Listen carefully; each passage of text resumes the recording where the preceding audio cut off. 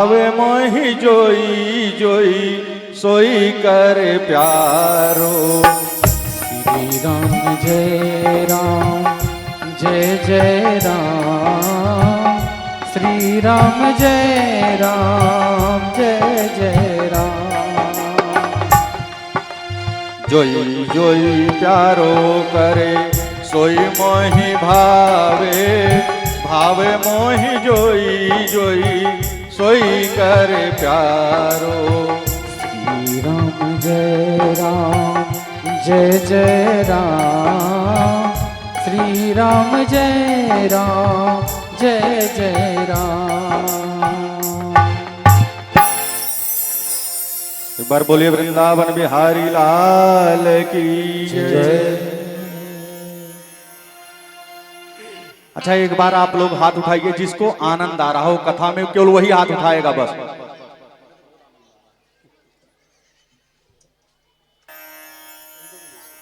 क्या हमारा एक लक्ष्य होना चाहिए? क्या लक्ष्य होना चाहिए कि जोई जोई प्यारो करे सोई मोहि भावे। भावे मोहि जोई सोई सोई करे प्यारो।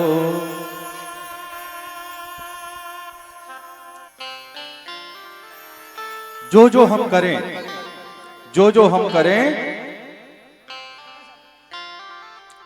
वो प्यारे को यानी ठाकुर जी को अच्छा लगता है, और जो जो ठाकुर करते हैं वो हमें अच्छा लगना चाहिए। इसी में आनंद आता है।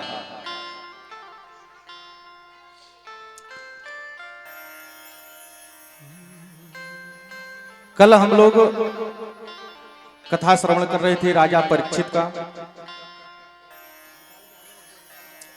राजा परीक्षित जी गंगा के तट पे विराजमान हैं और श्री सुखदेव भगवान वहां पे विराजमान हैं।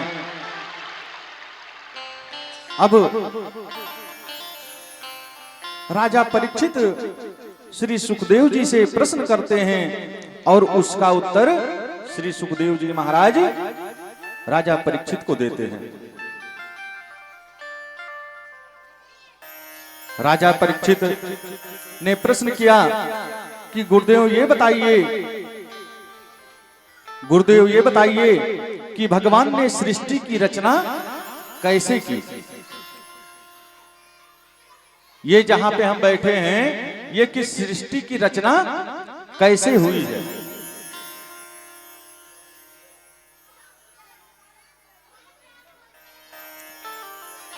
आप लोग एक चीज का, जीतू भैया, जीतू जीतू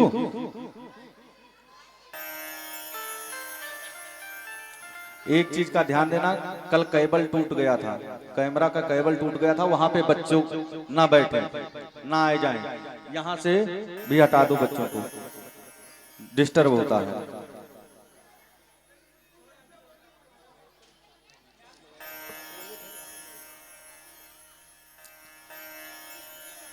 श्री परीक्षित जी महाराज क्या प्रश्न कर रहे हैं सुखदेव जी से कि सृष्टि की रचना कैसे हुई, आप मेरे से बताइए। सुखदेव जी महाराज कहते हैं परीक्षित, भगवान विष्णु के नाभि कमल से जो है ब्रह्मा जी का जन्म हुआ।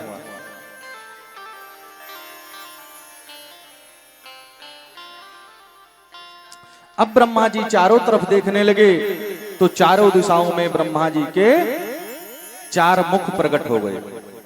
पहले ब्रह्मा जी का जब जन्म हुआ तो केवल एक मुख था। जब ब्रह्मा जी का जन्म हुआ तो वो चारों दिशाओं में देखने लगे।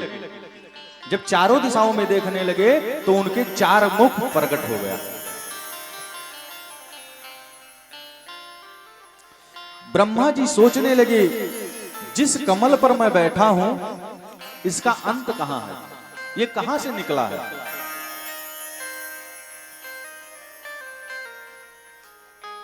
कोई तो आधार होगा। ये सोचकर कमल के भीतर घुसकर खूब ढूंढा पर कोई आधार नहीं मिला तो वापस आ गए। विचार करने लगे मैं कौन हूं, विचार करने लगे ब्रह्मा जी कि मैं कौन हूं। तो दो शब्द इनके कान में टकराए, तप। ब्रह्मा जी को तप शब्द सुनाई पड़ा, तब ब्रह्मा जी तपस्या करने लगे। तब भगवान विष्णु प्रकट होकर ब्रह्मा जी को दिव्य ज्ञान दिया और सृष्टि कार्य सौंप दिया कि आप सृष्टि की रचना करो। तब भगवान विष्णु के कहने पर ब्रह्मा जी सृष्टि की रचना प्रारंभ किए।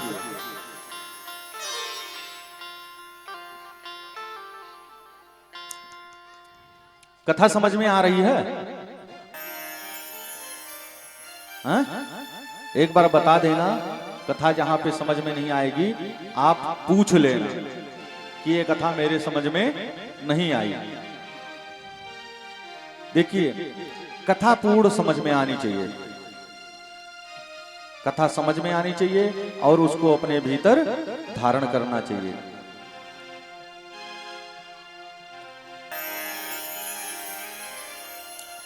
सबसे पहले ब्रह्मा जी जब सृष्टि रचना प्रारंभ किए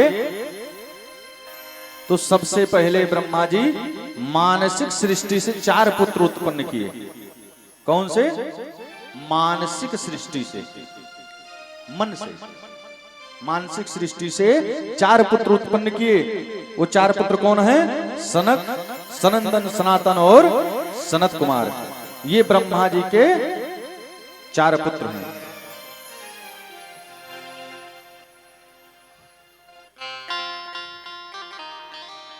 ब्रह्मा जी जब चारों पुत्रों से अपने बोले कि सृष्टि की रचना आप प्रारंभ करो,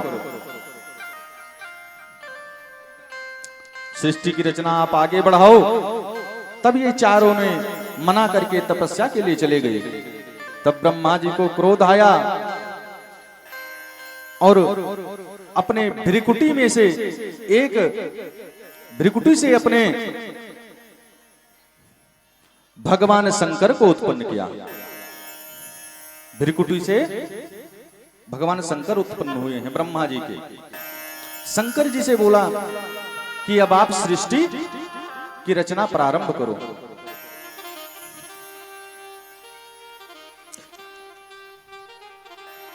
तब शंकर ने सृष्टि की रचना में, शंकर जी ने सृष्टि की रचना प्रारंभ की तो उसमें क्या उत्पन्न किए?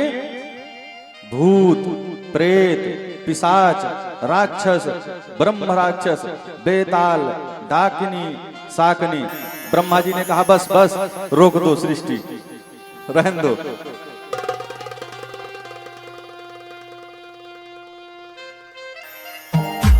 ब्रह्मा जी ने शंकर जी को रोक दिया, बंद करो अब। गोवर्धन पूजा का नहीं तो पूरे संसार में केवल भूत प्रेत ही दिखाई देंगे। जय श्री कृष्ण के गूंजे नारे। ब्रह्मा जी बोले आप जाओ और तपस्या करो जाकर शंकर जी से। तो अपने संकल्प सृष्टि से ब्रह्मा जी ने 10 पुत्र उत्पन्न किए। वो 10 पुत्र कौन हैं? भृगु, अंगिरा, वशिष्ठ इत्यादि। बाड़ी से सरस्वती और छाया से कर्दम ऋषि उत्पन्न हुए। फिर ब्रह्मा जी मैथुन क्रिया से, ब्रह्मा जी मैथुन क्रिया से सृष्टि की रचना किए, जिससे दाहिने अंग से स्वयंभू मनु उत्पन्न हुए और बाई अंग से सत्य रूपा उत्पन्न हुई। ब्रह्मा जी के दाहिने अंग से कौन उत्पन्न हुआ? जोर से बोलिए, तभी तो पता चलेगा कि कथा कौन सुन रहा है। हा?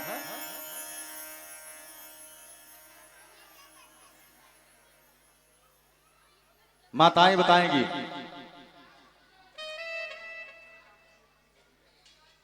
दाहिने अंग से कौन किसको उत्पन्न किए? ब्रह्मा जी।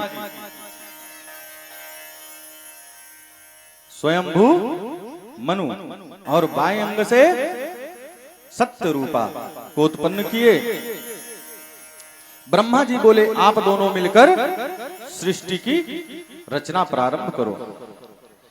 तब मनु और सत्यरूपा दोनों ने मिलकर मैथुन सृष्टि से 5 संतान को जन्म दिए, जिनमें इनकी 3 कन्याएं हैं। किसको जन्म दिए? 3 कन्याएं और 2 पुत्र। कितनी संतान हुए मनु और सत्यरूपा के? 5। कितने पुत्र हैं? 2 पुत्र और 3 कन्याएं।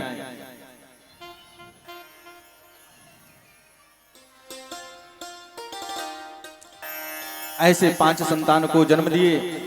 कन्या का नाम उनका है, बड़ी बेटी का आकुति नाम है और मझली देवहूति तथा सबसे छोटी जो है उस बेटी का नाम प्रसूति है।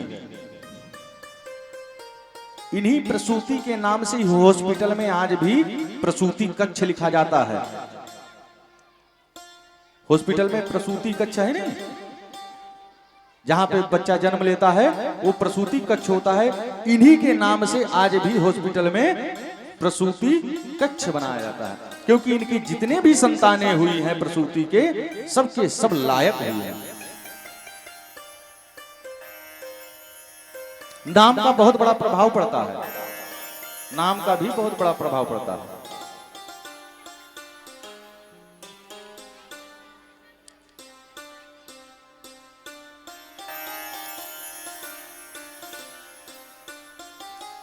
और बड़ा बेटा जो है इनका उत्तानपाद और प्रियव्रत, दूसरा पुत्र प्रियव्रत। श्रीमद् भागवत में मनु और सत्यरूपा की 3 बेटियों का वंश पहले सुनाया गया है। जो इनकी 3 बेटियां हैं उनका वंश पहले सुनाया गया है, उसके बाद में बेटों का।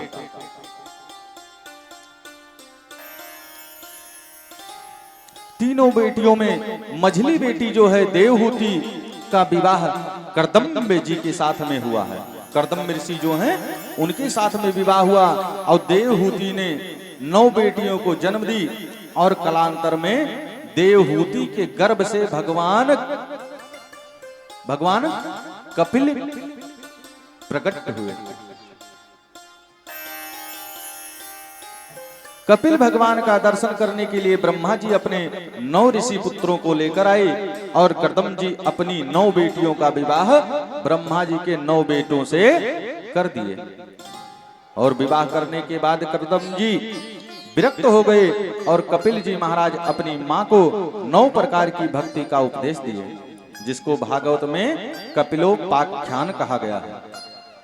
कपिलोपाख्यान 9 प्रकार की भक्ति अपने मां को दिए।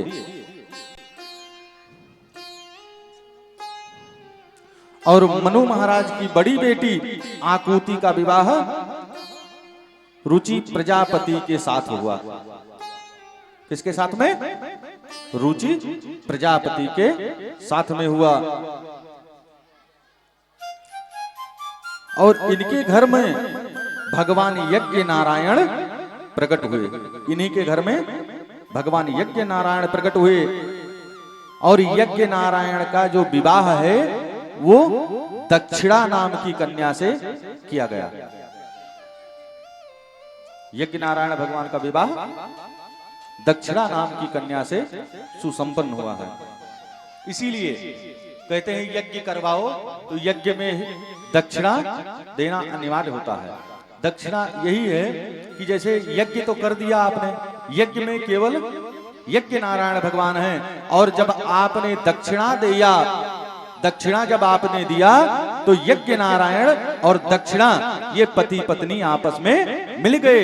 तो जब आपस में मिल गए पति पत्नी तो आपका यज्ञ पूर्ण हो गया। बोले यज्ञ नारायण भगवान की जय।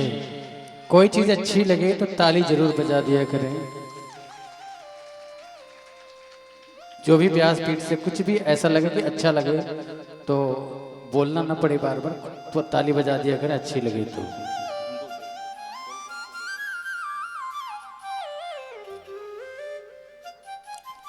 आज मैत्रेय जी कहते हैं कि विदुर जी, मनु महाराज की सबसे छोटी बेटी